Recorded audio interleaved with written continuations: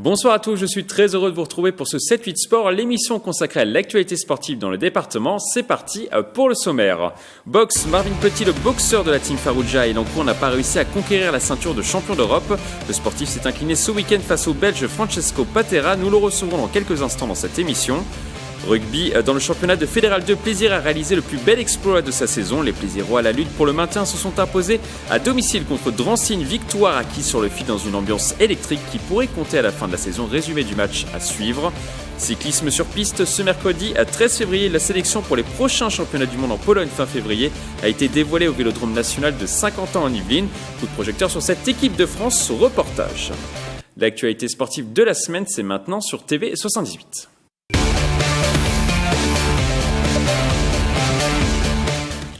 On commence donc par de la boxe. Marvin Petit a échoué dans sa quête européenne. Le boxeur de la team Farouja Elancourt s'est incliné au point face au Belge Francesco Patera qui boxait à domicile. Pour nous parler de ce combat, nous recevons sur ce plateau Marvin Petit, 2 jours après son combat, et son coach Tanguy Farouja. Bonsoir. Bonsoir. Marvin, est-ce que vous avez réussi à récupérer après cette défaite ?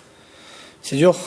C'est très dur de récupérer. Après un vol comme ça, c'est très dur de récupérer ce trajet, quoi. Vous avez récupéré psychologiquement ? Pas physiquement ? Encore. Pas encore tout à fait. Franchement, je fais que d'y penser, quoi. J'ai que ça dans ma tête. La limite, demain, on me dit de refaire le combat, je le refais, quoi.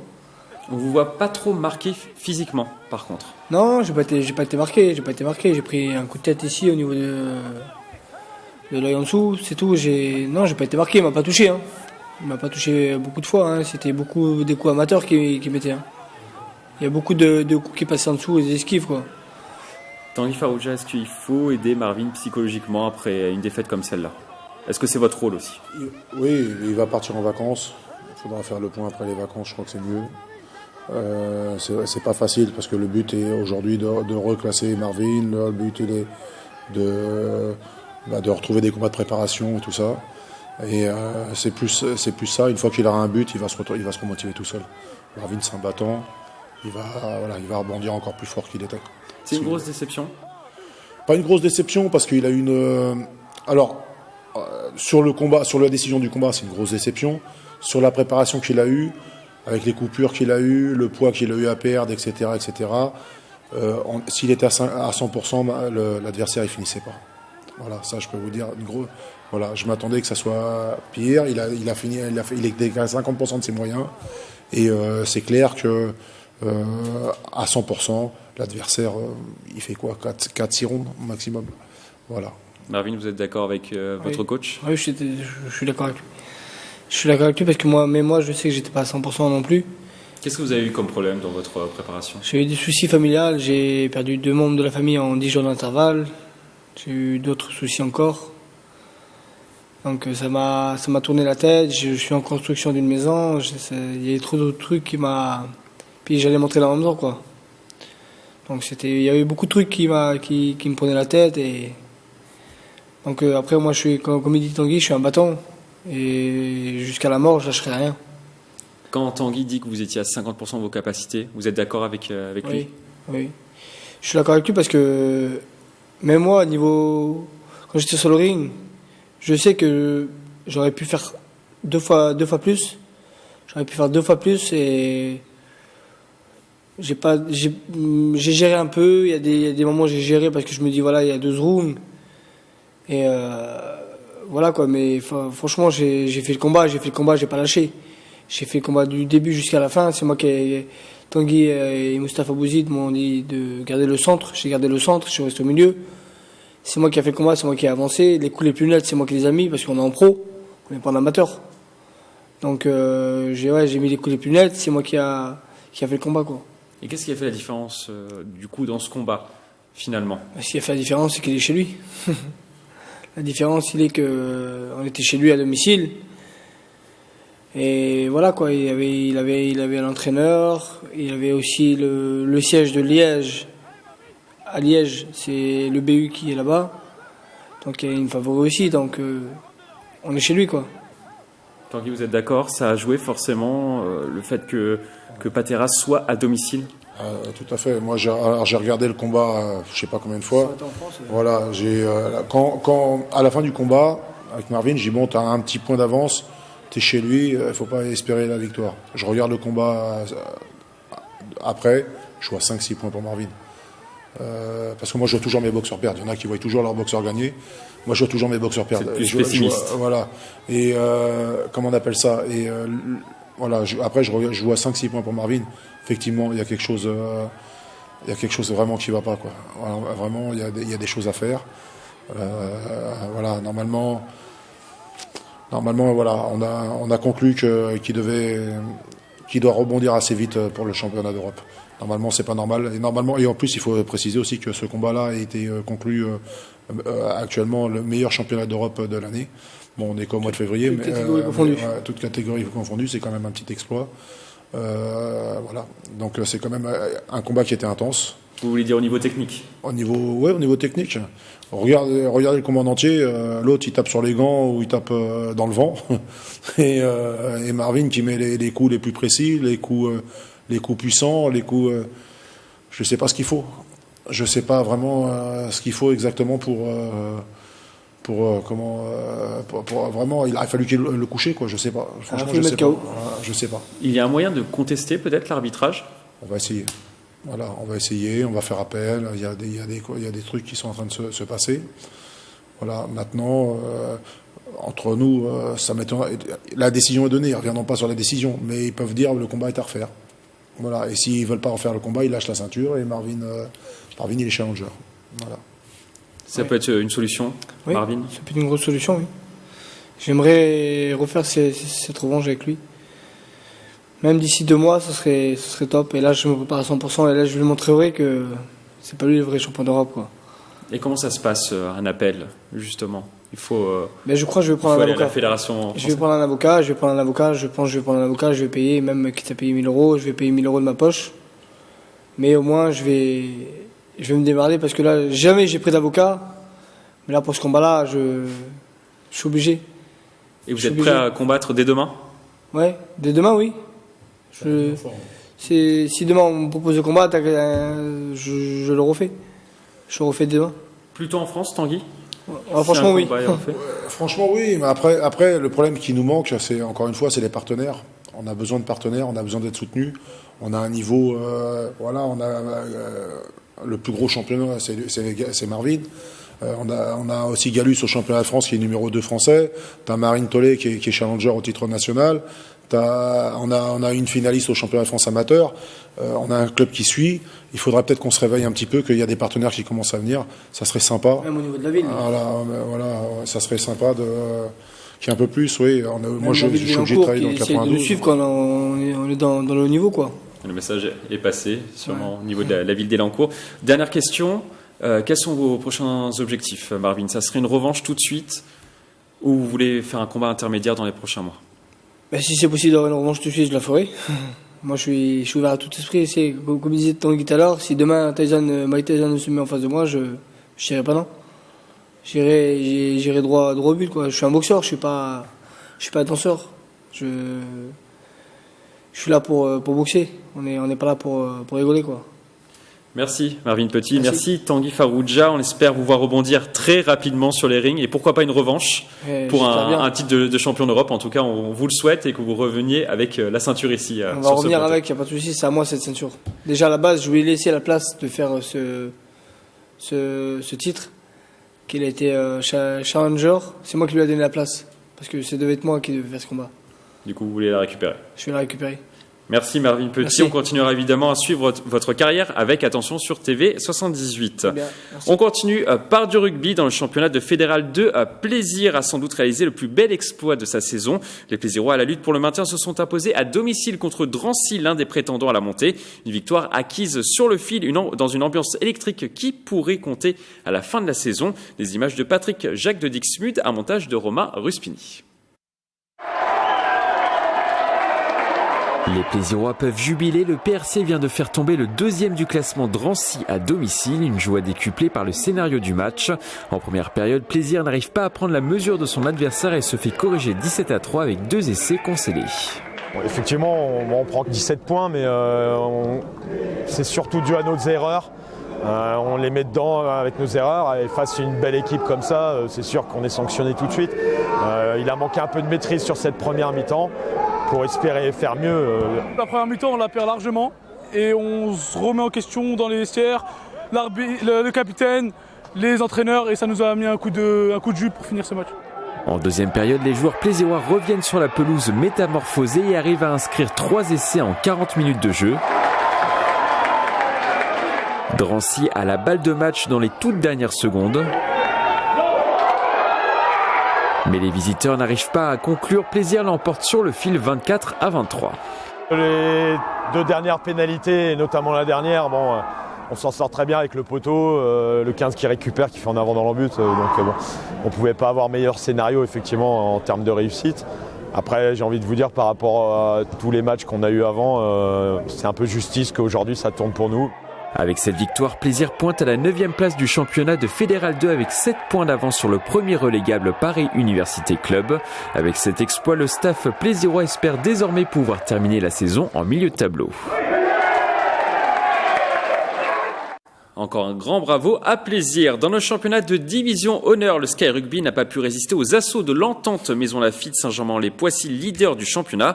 Les Saint-Quentinois se sont lourdement inclinés 41-6 ce dimanche après-midi. Au classement, le Sky reste 7e du championnat avec un bilan de 5 victoires, 1 nul et 8 défaites depuis le début de la saison.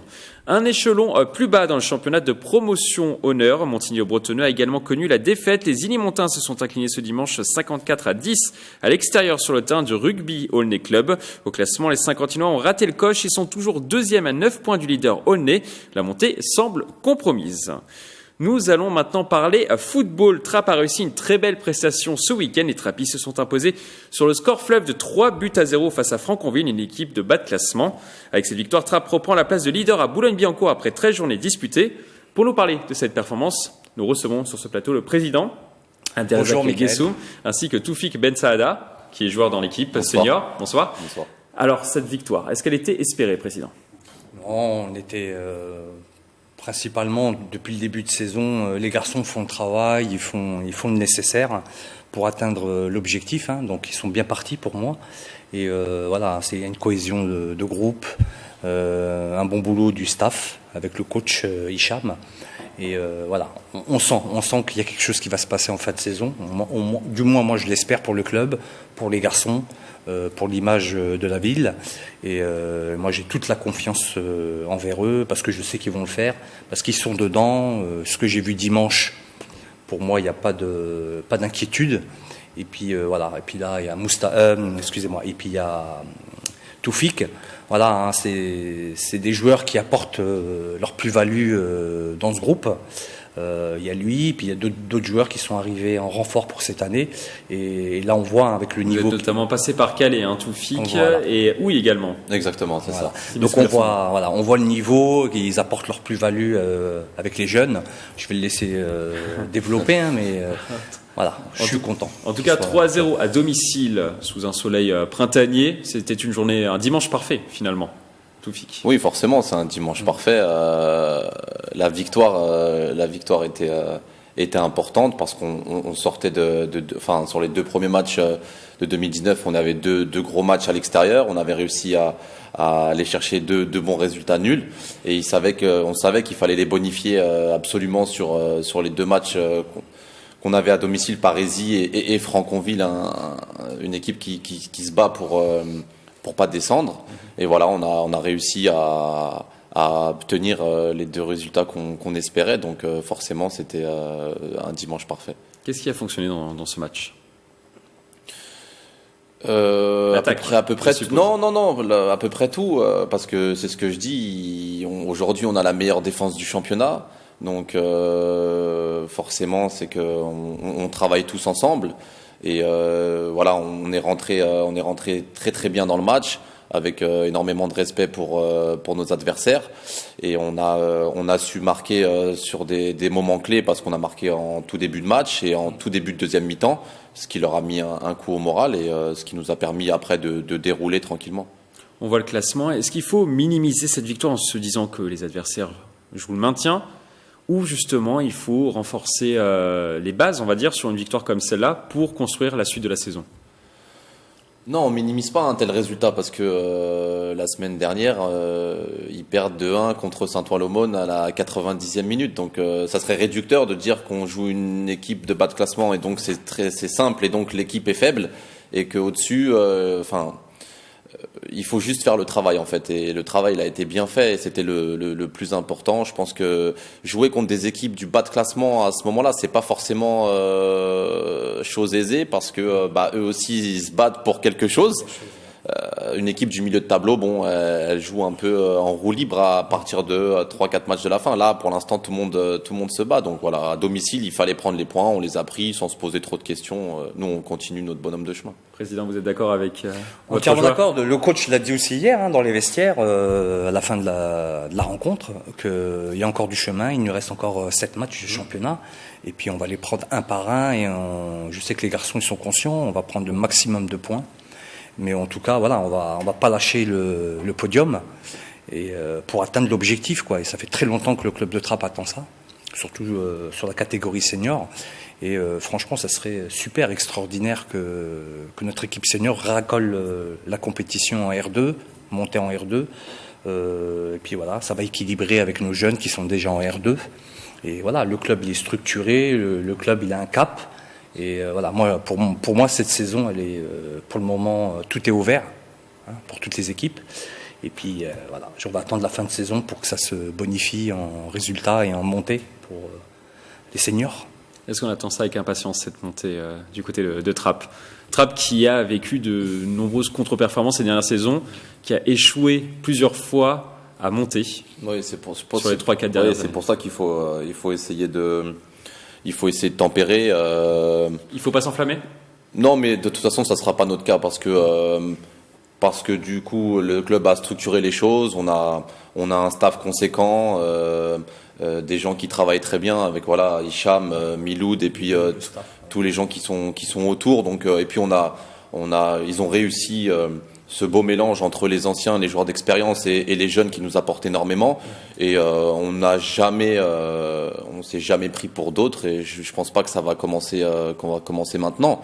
Voilà, maintenant je pense qu'il faut prendre pas tomber dans la facilité. Non, non, surtout pas, parce que je pense que ça serait un échec d'avoir fait. Si on parle du PEC aussi, on est sur 14 matchs sans défaite. Donc ça serait dommage de lâcher si près du but. Mais l'objectif premier, il est de prendre les matchs les uns après les autres. Et à partir de 3 ou 4 matchs de la fin de saison, on pourra vraiment se situer et faire ce qu'il faut. Maintenant, c'est sûr qu'on va pas lâcher, mais en étant humble, parce que c'est ce qui fait le travail et c'est ce qui permet de réussir. Dernière question. Vous allez jouer ce dimanche contre Oni à l'extérieur, une équipe classée 10e sur 12 équipes engagées. Un pronostic, rapidement. Un pronostic ? Voilà l'exemple type d'une équipe qui était mal classée, qui s'est vachement renforcée en début d'année, qui vient d'être sur deux résultats positifs parce qu'ils viennent de gagner 3-1 contre Épinay et ils viennent de gagner 3-1 ce week-end contre Suresnes. Oui, qui est au haut de tableau. Qui était en haut de tableau. Voilà. Nous, on va essayer d'aller chercher les points. Une victoire. Ça serait bien. Même chose pour vous. Même chose. Moi, j'ai confiance aux garçons. Et voilà, il n'y a pas de souci pour atteindre l'objectif, mais moi je la sens. Voilà, je la sens parce que je sens le groupe. Le groupe, il est vraiment. Il y a une belle cohésion de groupe. Comme il l'a dit Toufik, les anciens, les joueurs d'expérience avec les jeunes, ça marche super bien, quoi. Voilà. Merci d'être passé sur ce plateau. Bon courage pour la suite de votre saison. On vous souhaite de monter dans la division supérieure. Merci beaucoup. En mai prochain. Merci beaucoup. Plaisir, merci. On continue à parler à football. On jouait également ce week-end dans le championnat de D1 de district où il s'est imposé contre Plaisir sur le score de 2-1. Pas de souci non plus pour Gargenville contre le Chénet 4-2. Guyancourt s'est fait corriger 5-2 sur la pelouse de Montesson. Match nul entre Sartrouville et le FC Mantois 2-2. Marly-le-Roi est allé chercher la victoire sur le terrain d'Ardricourt. Enfin, Carrière-Grésillon s'impose face à Maurepas 3-1. Le championnat est lui toujours dominé par Houille devant Sartrouville. Du handball féminin, à présent Montigny, le Bretonneux est allé chercher une belle victoire sur le terrain de Patronage Lake Granville Handball. Les Illymontaines se sont imposées 28-22 ce samedi soir, une victoire qui leur permet de conforter leur 7e place au classement de National 2. L'équipe reste à 4 points du podium. Après le handball, de la course à pied, le 38e cross de la Sablière s'est déroulé ce dimanche entre la forêt de Meudon et la forêt de Versailles. Cette année, plus de 950 participants se sont inscrits au départ des 5 courses pour la compétition. Sur le cross long de 11,2 km, victoire au sprint de Bertrand Gans du club de Verneuil AC. La première féminine est Juliette Thibault de l'ES Renault. Rendez-vous l'année prochaine pour une nouvelle édition. On passe maintenant à notre page agenda.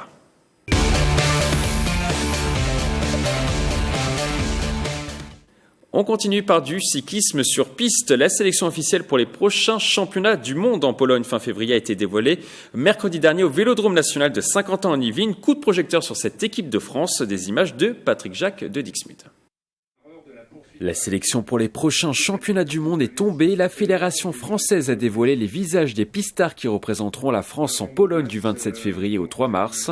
On retrouvera en vitesse les expérimentés Mickaël d'Almeida et Grégory Boger. Ils seront associés aux jeunes Sébastien Vigier, 21 ans, et Ryan Elal, 20 ans. Ça, c'était très important pour moi que cette passation de pouvoir se fasse sereinement pendant cette Olympiade. C'est ce qui se passe, ça veut dire que nos anciens sont encore bien là, vous le voyez, ils sont dans les sélections. Beaucoup d'entre eux peuvent prétendre être également à Tokyo, donc c'est très bien. Mais en même temps, on sent la génération suivante qui continue à progresser et qui est particulièrement active pour gagner ses places dans les sélections. Dans cette nouvelle génération, on retrouvera notamment chez les féminines Mathilde Gros, 19 ans. Championne d'Europe du Keirin à l'été 2018, la sportive espère maintenant remporter ses premières médailles mondiales chez les élites. Conquérante, là à l'heure actuelle je me sens vraiment bien, la préparation s'est bien passée, maintenant on peaufine tout ça, donc avec mon entraîneur, voilà, on est plus sur de la qualité que de la quantité, le travail a été fait, maintenant on verra un peu comment ça va se passer, mais en tout cas j'espère vraiment performer sur ces mondiaux. L'année dernière, lors des précédents championnats du monde, la France a remporté seulement 2 médailles de bronze aux Pays-Bas. La fédération française en espère le double à Pruskov en Pologne. Dans cette équipe de France, on retrouvera un certain Ryan Elal, tout juste 20 ans. Ce pistard qui a terminé ses études ici à Montigny-le-Bretonneux participera à ses seconds championnats du monde après ceux d'Apeldoorn aux Pays-Bas l'année dernière. Nous avons eu la chance de le rencontrer. Interview. Nous allons parler sport et de cyclisme sur piste. À mes côtés, Ryan Elal. Bonjour. Bonjour. Comment allez-vous ? Très bien, et vous ? Très bien. Alors aujourd'hui, c'est un jour particulier pour vous. Vous avez été sélectionné pour les championnats du monde. Première réaction ? Très content, évidemment très content. Ma deuxième participation en championnat du monde. Donc ouais, c'est satisfait et hâte d'y être pour en découdre. Alors, on va revenir sur votre parcours. Vous avez 20 ans tout juste. Vous êtes né le 21 janvier 1999 à Saint-Martin-d'Air en Isère. Et ici, maintenant, vous vous retrouvez ici, dans les Yvelines. C'est ça. Je suis né en Isère et j'ai débuté ma carrière là-bas, en Isère. Je pratique le vélo depuis l'âge de 6 ans. J'ai commencé là-bas, dans le club de Saint-Martin-d'Air, évidemment, du coup. Et puis après, de fil en aiguille, j'ai évolué. Jusqu'au pôle de Saint-Étienne, au régional de pôle de Saint-Étienne. Et de là, j'ai été remarqué pour faire participer à des épreuves sur piste en sprint. Au début, j'avais décliné un peu mes offres et après, je me suis dit pourquoi pas, j'ai testé, j'ai adoré, c'est le mot, j'ai adoré ça. Et puis depuis, je me suis installé là en septembre 2017 et on va dire que je suis accro à la piste maintenant. Et vous êtes Yvelinois maintenant. C'est ça. Et qu'est-ce qui vous a donné spécialement envie de faire du cyclisme ? Une personne en particulier ou tout simplement c'est votre expérience personnelle en montant sur le vélo ? Non, après c'est déjà l'expérience personnelle en montant sur le vélo et puis voilà, surtout que je le côtoie, mais Grégory Boger, quelqu'un de grand sur la piste, en plus qui est ici avec moi, donc c'est quelque chose d'extra de voir quelqu'un comme ça, un grand champion. Il y a évidemment d'autres champions, pour ne pas citer, mais même Mickaël d'Almeida, même Quentin Lafargue et François Pervis, c'était des gens de la piste et du coup d'y entrer, ça fait toujours plaisir. Et puis même mon expérience personnelle m'a donné très envie de me développer dans cette discipline. Et qu'est-ce que ça représente pour vous l'équipe de France ? C'est ce qu'il y a de mieux, l'équipe de France. On peut demander à n'importe qui dans la rue, si on dit qu'est-ce que pour vous l'équipe de France, c'est le must de chaque discipline, c'est le Graal, on représente la France pour un championnat du monde, c'est quelque chose de beau. Est-ce que vous vous êtes dit à un moment donné dans votre carrière, votre jeune carrière, que vous alliez aller en équipe de France ? Est-ce que vous aviez cet espoir-là ? J'avais cet espoir-là, ouais. Ou je ne sais pas, mais j'avais vraiment cette envie et cet espoir d'y être. Et du coup, ça a été sur le sprint et j'en suis complètement content. Comment vous voyez votre avenir? C'est forcément les JO 2024, une médaille d'or? Oui, c'est ça, sur cette piste ici d'entraînement. Donc, quelque que chose vous connaissez grand, par cœur maintenant. Que je connais par cœur. On s'entraîne ici 2 fois par jour. Donc, c'est quelque chose de grand, de beau ici à Paris, chez nous, à la maison. Donc, ouais, on se prépare très très bien pour ça. Et mon objectif, clairement, ça va être d'être champion olympique. Clairement. Médaille d'or et rien d'autre. Médaille d'or, ouais, sur ces jeux-là, ouais, c'est ça. Merci beaucoup Ryan Elal. On vous souhaite bon courage pour ces championnats du monde qui se dérouleront en Pologne et également pour les JO 2024 où on espère une médaille d'or pour vous. Merci beaucoup. Bien. Et on referme ce magazine par un anniversaire. Le capitaine de la Team Europe pendant la Ryder Cup 2018, Thomas Bjorn, fête aujourd'hui son anniversaire. Né le 18 février 1971 à Silkeborg au Danemark, le golfeur souffle aujourd'hui sa 48e bougie. Il a guidé l'équipe européenne à la victoire en septembre dernier face aux Américains de Tiger Woods au golf national de Saint-Quentin-en-Yvelines. Encore un très bon anniversaire. C'est la fin de cette émission. Très belle soirée sur TV 78.